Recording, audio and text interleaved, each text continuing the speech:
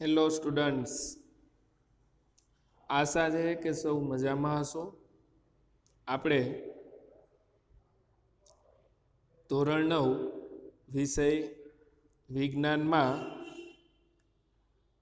પ્રકરણ 5મું સજીવનો પાયાનો એકમ વિશે અભ્યાસ કરી રહ્યા હતા અગાઉના લેક્ચરની અંદર। હવે આ પ્રકરણમાં લાસ્ટ લેક્ચરમાં આપણે બે અંગિકાઓ વિશેની માહિતી મેળવેલી છે।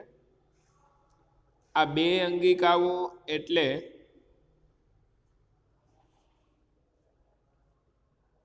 રંજક કણો,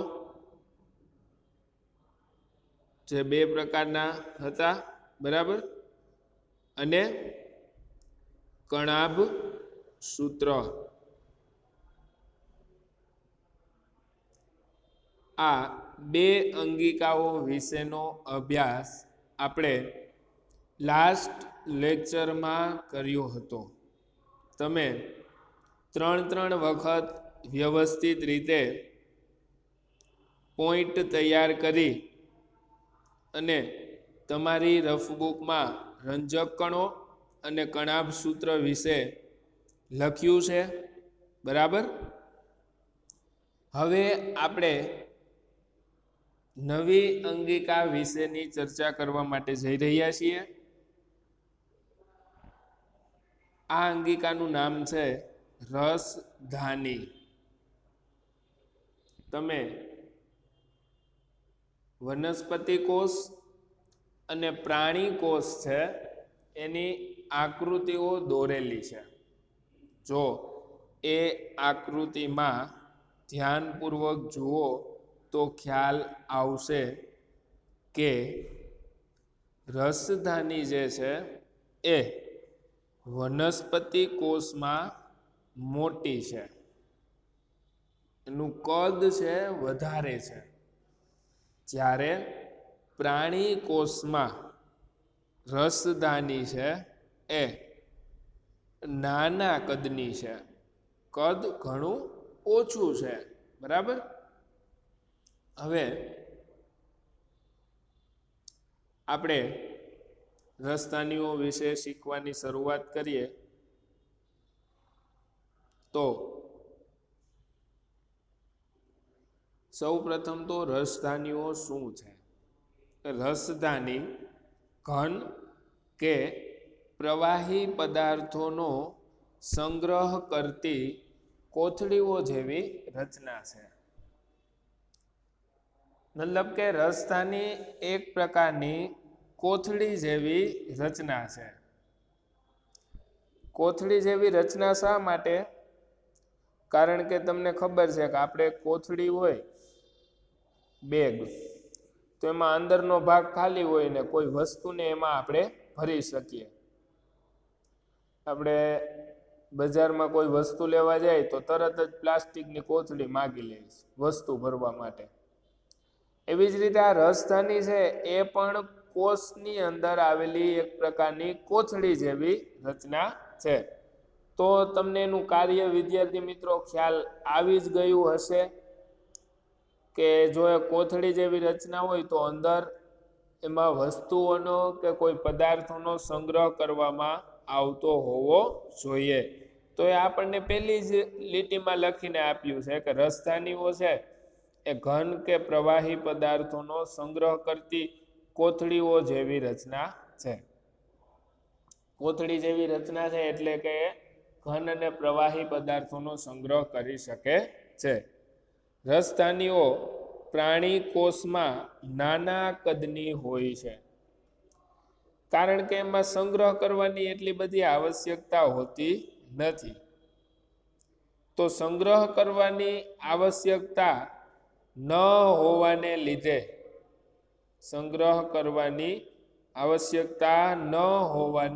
લીધે પ્રાણી કોષમાં રસધાનીનું કદ નાનું હોય, પણ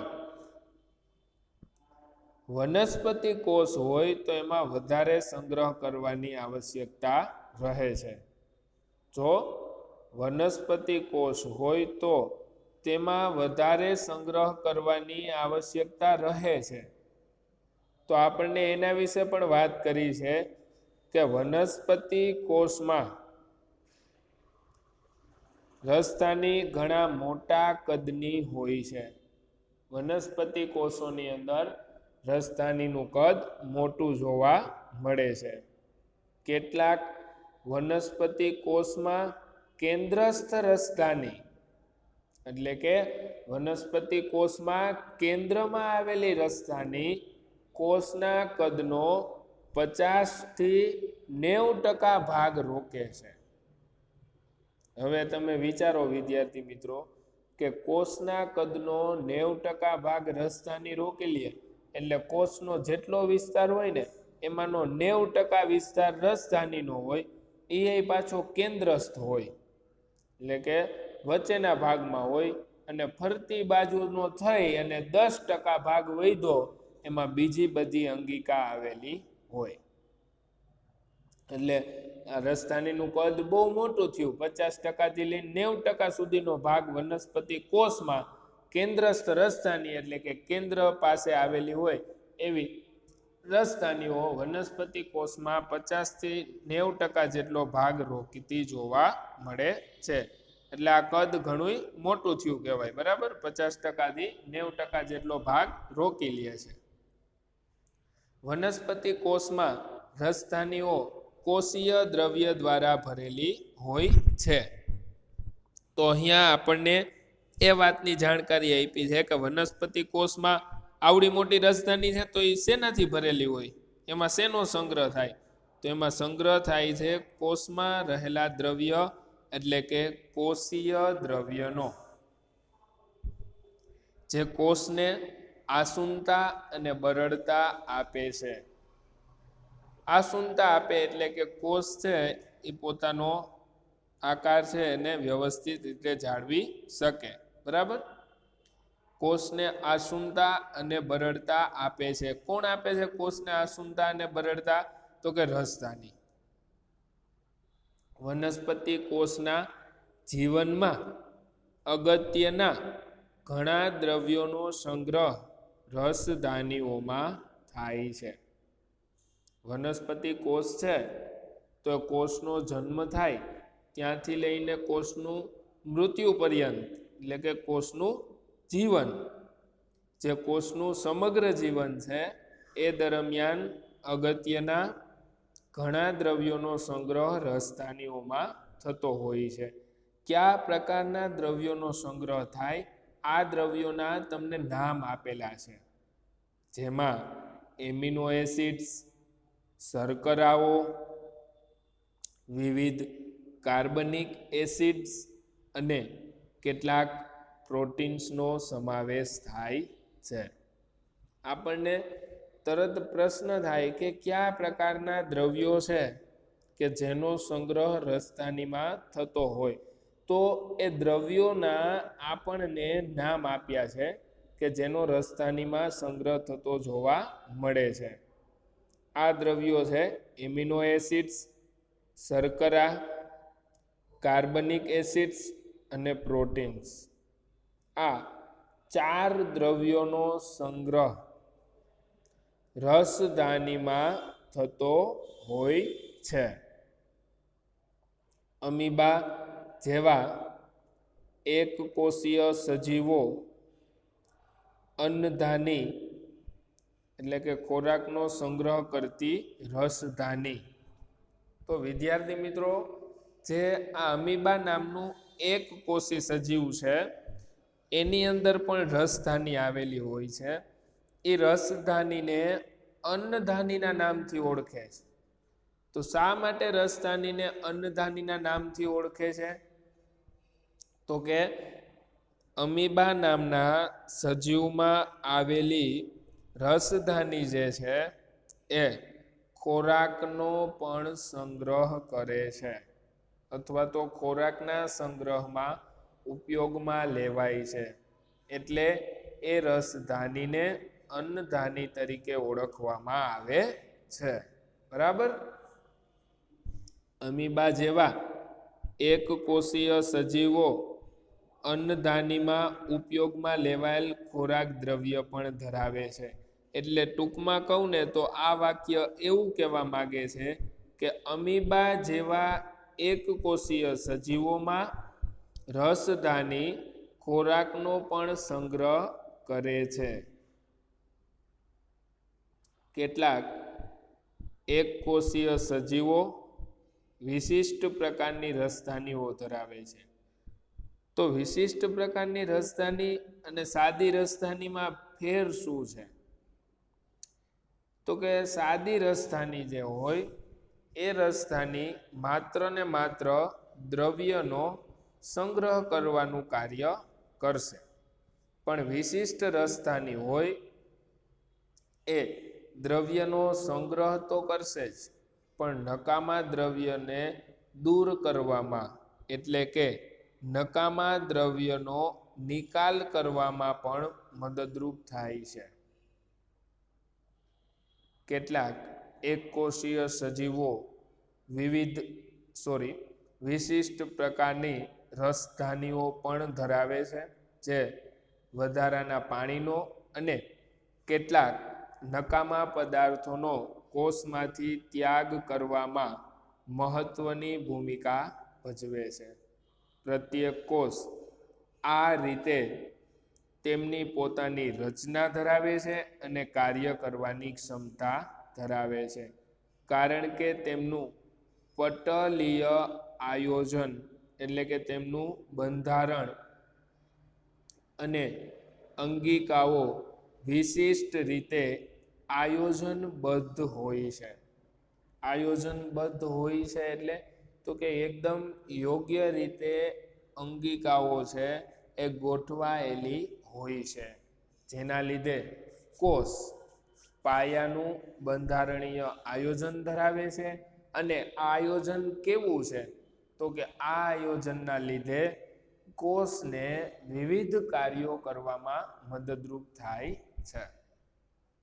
તો વિદ્યાર્થી મિત્રો, આપણે જે અંગિકાઓ વિશે શીખ્યા ને એના વિશે થોડીક આપણને આગળ માહિતી આપેલી છે કે આ અંગિકાઓ છે એ વિશિષ્ટ રીતે આયોજનબદ્ધ થયેલી હોય, એટલે કે પોતાના કાર્ય પ્રમાણે કોષમાં યોગ્ય જગ્યાએ ગોઠવાયેલી હોય,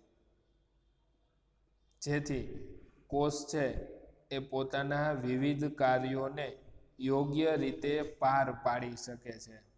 જેવી રીતે કારખાનાની અંદર કારીગરો અને મશીનરી યોગ્ય રીતે ગોઠવાયેલી હોય, બરાબર? જે મશીનરી ઉપરનું કામ જે કારીગરને આવડતું હોય એ કારીગર એ મશીનરી પાસે જ હોય, બીજા કોઈ કારીગર એ મશીનરી પાસે ન હોય અથવા એ મશીનરી પર કાર્ય ન કરતા હોય તો કારખાનામાં વ્યવસ્થિત કામ થાય. એની જેમ જ કોષમાં પણ ચોક્કસ જગ્યાઓએ ચોક્કસ અંગિકાઓ આવેલી છે, એટલે કે વિશિષ્ટ રીતે આયોજનબદ્ધ છે. અને આ વિશિષ્ટ રીતે આયોજનબદ્ધ હોવાને લીધે કોષને વિવિધ કાર્યો કરવામાં તે મદદરૂપ થાય છે. કોષ કયા પ્રકારના કાર્યો કરતો હોય છે? કોષમાં કયા પ્રકારના કાર્યો થતા હોય છે? અનેક કાર્યો થાય છે, બરાબર? બધાયના નામ અહીંયા ન લખી શકાય, પણ થોડાક કાર્યોના નામ આપણને કીધા છે. કોષમાં કયા કાર્યો થાય છે? જેમ કે શ્વસન, પોષણ મેળવવું, નકામા દ્રવ્યોને દૂર કરવા અને નવા પ્રોટીનનું નિર્માણ કરવું. આ બધા કાર્યો છે એ કોષ દ્વારા થતા હોય છે. હવે આપણને ફરી પાછો પ્રશ્ન થાય કે કોષ આ કાર્ય કેવી રીતે કરશે? તો ફરી પાછું જણાવી દઉં કે કોષ આ કાર્યો કરવા માટે અંગિકાઓની મદદ લે છે. અંગિકાઓ કોષમાં વિશિષ્ટ રીતે ગોઠવાયેલી હોય છે અને અંગિકાઓ પોતાનું ચોક્કસ કાર્ય કરે છે, જેના લીધે કોષ પોતાના વિવિધ કાર્યો કરી શકે છે, જેવા કે શ્વસન, પોષણ મેળવવું, નકામા દ્રવ્યોને દૂર કરવા, નવા પ્રોટીનનું નિર્માણ કરવું વગેરે જેવા કાર્યો કોષ દ્વારા થતા હોય છે. કોષ દ્વારા થતા આ કાર્યો અંગિકાઓ જ વ્યવસ્થિત રીતે સંભાળતી હોય છે. આમ કોષ એ સજીવોના પાયાનો બંધારણીય એકમ છે. એટલે કે કોષ છે એ સજીવોનો બંધારણીય એટલે કે રચનાત્મક એકમ છે. એટલે કે સજીવોની રચના કોષ વડે જ થાય છે. ત્યારબાદ કીધું છે કે સજીવના પાયાનો ક્રિયાત્મક અથવા તો એમ પણ કહી શકે કે ક્રિયાત્મક અથવા કાર્યાત્મક એકમ પણ છે. એટલે કે સજીવો દ્વારા થતા કાર્યો પણ આ કોષ દ્વારા જ થતા હોય છે. એક વખત આપણે રસધાનીઓ વિશે ફરીથી માહિતી મેળવી લઈએ. તો રસધાનીઓ છે વિદ્યાર્થી મિત્રો, એના માત્ર 2 જ પેરેગ્રાફ છે, જે હાલમાં બંને પેરેગ્રાફ તમારી ડિસ્પ્લે પર દેખાઈ રહ્યા છે. તો રસધાનીઓ શું છે? તો કે ઘન કે પ્રવાહી પદાર્થોનો સંગ્રહ કરતી કોથળીઓ જેવી રચના છે, જે વનસ્પતિ કોષમાં મોટા કદની હોય છે પણ પ્રાણી કોષમાં નાના કદની હોય છે. કેટલાક વનસ્પતિ કોષમાં તો કેન્દ્રસ્થ રસધાની કોષનો 50 થી 90% ભાગ રોકે છે. વનસ્પતિ કોષમાં રસધાનીઓ છે એ કોષીય દ્રવ્ય દ્વારા ભરેલી હોય છે, જેના લીધે કોષ આસુન અને બરડ બને છે. વનસ્પતિ કોષ છે એમાં ઘણા અગત્યના દ્રવ્યો હોય તો એનો સંગ્રહ રસધાનીમાં કરવામાં આવે છે. અગત્યના દ્રવ્યો જેવા કે એમિનો એસિડ, શર્કરા, કાર્બનિક એસિડ અને પ્રોટીન. અમીબા જેવા એક કોષીય સજીવ છે એમના કોષમાં આવેલી રસધાની તો ખોરાકનો સંગ્રહ કરવાનું પણ કાર્ય કરે છે. બરાબર. કેટલાક સજીવો છે એ વિશિષ્ટ પ્રકારની રસધાનીઓ પણ ધરાવે છે, જે માત્ર દ્રવ્યનો સંગ્રહ કરવાનું જ નહીં પણ પાણી અને નકામા પદાર્થો હોય તો એમનો નિકાલ કરવાની પણ મહત્વની ભૂમિકા ભજવે છે. ત્યારબાદ આપણને આ જેટલી બધી અંગિકાઓ વિશે માહિતી આપી, તો એ અંગિકાઓ છે એના લીધે કોષને શું ફેર પડે છે, કોષના કાર્યો કેવી રીતે થાય છે, આ પાઠનો થોડોક ટૂંક સાર છે એ એક પેરેગ્રાફમાં પ્રશ્નોની નીચે જે પેરેગ્રાફ છે એમાં આપ્યો છે. ઉપરના 2 પેરેગ્રાફ હતા એટલું જ માત્ર રસધાની વિશે હતું. હવે રસધાની વિશેની ચર્ચા નથી. હવે શું કીધું છે કે પ્રત્યેક કોષ છે એ પોતાનું કાર્ય અને પોતાની ચોક્કસ રચના ધરાવે છે અને પોતાનું ચોક્કસ કાર્ય પણ કરી શકે છે. તો આવું શા માટે? તો કે આવું એટલા માટે કારણ કે એમાં અંગિકાઓ વિશિષ્ટ રીતે આયોજનબદ્ધ થયેલી હોય છે, એટલે કે વિશિષ્ટ રીતે ગોઠવાયેલી હોય છે. એટલે અંગિકાઓ છે એ કોષને વિવિધ કાર્યો કરવામાં મદદરૂપ થતી હોય છે. કોષના વિવિધ કાર્યો કેવા? દાખલા તરીકે શ્વસન, પોષણ મેળવવું, નકામા દ્રવ્યોને દૂર કરવા અને નવા પ્રોટીન્સનું નિર્માણ કરવું. એટલા માટે જ મહત્વનો એકમ છે એ છે કોષ. કોષમાં મહત્વનો એકમ આવે અંગિકા. બરાબર.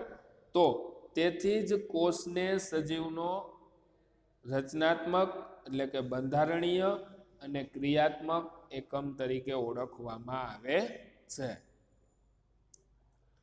તો આપણે ખાસ રસધાનીઓ વિશેના બંને પેરેગ્રાફ કે જે હાલમાં આપણી ડિસ્પ્લે પર દેખાઈ રહ્યા છે એ બંને પેરેગ્રાફ વ્યવસ્થિત પોઈન્ટ વાઇઝ આપણે આપણી રફબુકમાં 3 વખત લખીશું. બરાબર? તો 3 વખત એ રફબુકમાં લખાઈ જાય ત્યારબાદ હવે તમે તમારા ક્લાસ વર્કની અંદર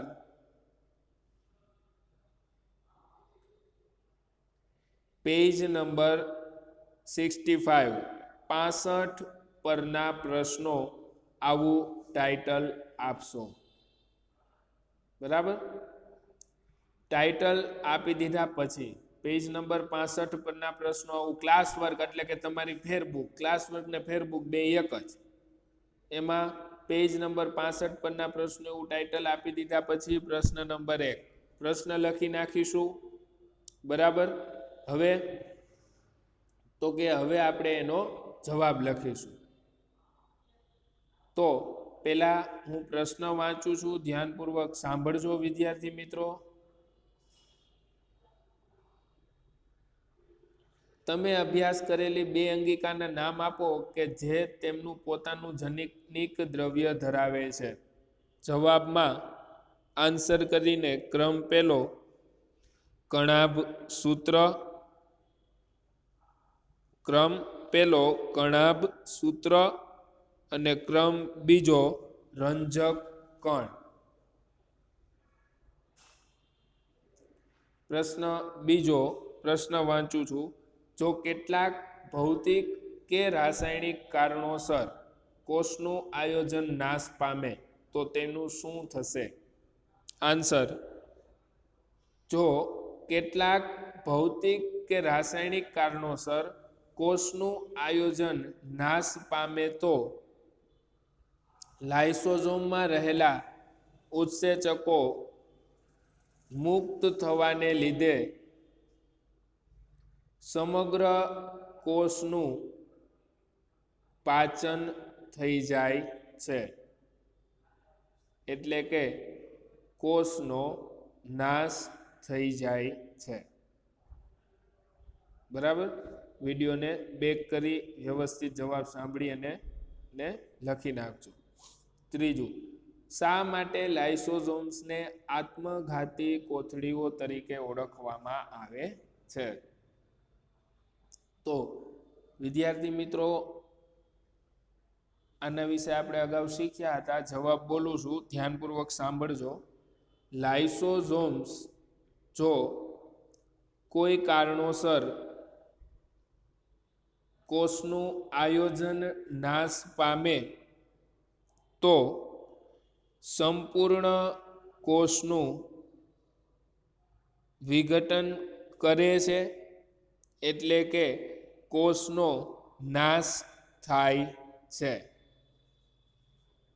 નવો પોઈન્ટ કરીને પરિણામે લાઇસોઝોમ્સને આત્મઘાતી કોથળી તરીકે ઓળખવામાં આવે છે. છેલ્લો અને ચોથો પ્રશ્ન, કોષમાં પ્રોટીન સંશ્લેષણ ક્યાં થાય છે?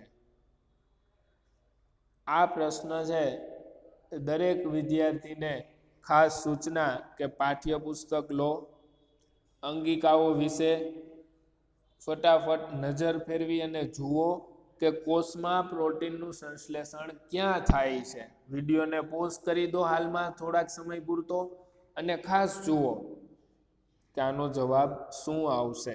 પછી હું તમને જવાબ આપું જ છું. તમે વિડીયોને ખાસ પોઝ કરી દીધો હશે. હવે જવાબ તમને આશા છે કે મળી ગયો હશે.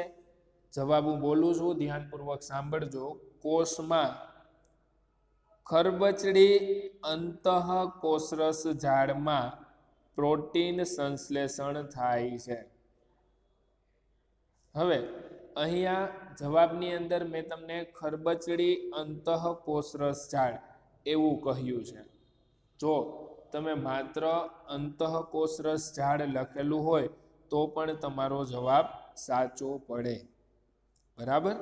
હવે વિદ્યાર્થી મિત્રો, આપણે કોષના ભાગ પડવાની ઘટના, ડિવિઝન એટલે કે વિભાજન, કોષના ભાગ પડવાની ઘટના જે છે કોષ વિભાજન, બરાબર, એના વિશેનો આપણે અભ્યાસ જે છે એ નેક્સ્ટ લેક્ચરમાં કરીશું કે કઈ રીતે કોષના ભાગ પડે છે, એટલે કે કઈ રીતે કોષનું વિભાજન થાય છે.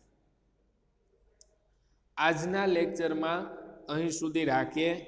આજના લેક્ચરમાં આપણે રસધાની વિશે શીખ્યા છીએ કે જેના વિશે તમારે તમારી બુકની અંદર 3 વખત, રફ બુકની અંદર 3 વખત લખવાનું છે અને પેજ નંબર 65 પરના 4 પ્રશ્નો જેની ચર્ચા કરેલી છે કે જેના વિશે તમારે તમારી ક્લાસ વર્કની બુક અથવા તો તમારી ફેરબુકમાં આ 4 પ્રશ્નો લખવાના થશે. બરાબર, કોષનું કઈ રીતે વિભાજન થાય છે એટલે કે કઈ રીતે ભાગ પડે છે એના વિશેનો અભ્યાસ છે એ આપણે નેક્સ્ટ લેક્ચરમાં વિગતે કરીશું અને એ અભ્યાસ જેવો પૂર્ણ થાય સાથે સાથે આપણું પ્રકરણ પણ પૂર્ણ થશે. એટલે તમને પાઠ્યપુસ્તકની અંદર પેજ નંબર 66, પેજ નંબર 66 પર એક માહિતી આપેલી છે. એ માહિતી હાલમાં સંપૂર્ણપણે તમારા ફોનની ડિસ્પ્લે ઉપર દેખાઈ રહી છે. તમે શું શીખ્યા? આ જે માહિતી આપેલી છે એ તમારે રફ બુકની અંદર 2 વખત લખી નાખવાની રહેશે. હોમવર્ક તરીકે આ બાબત આપું છું ખાસ. પેજ નંબર 66, 66 ઉપર તમે શું શીખ્યા આ માહિતી આપેલી હશે, તો એ માહિતીને તમારે વ્યવસ્થિત રીતે રફ બુકની અંદર લખી નાખવાની રહેશે. જ્યાં સ્વાધ્યાય શરૂ થાય છે એની ઉપરના પોઈન્ટ સુધીનું લખવાનું થશે. જે કંઈ લખવાનું છે એ હાલમાં સંપૂર્ણપણે તમારી ડિસ્પ્લે પર દેખાઈ રહ્યું છે, એને 2 વખત લખવાનું રહેશે. ચાલો, આજના લેક્ચરને અહીં સુધી રાખીએ છીએ. નેક્સ્ટ લેક્ચરમાં આપણે કોષના ભાગ કઈ રીતે પડે છે એટલે કે કોષ વિભાજન વિશેનો અભ્યાસ કરીશું.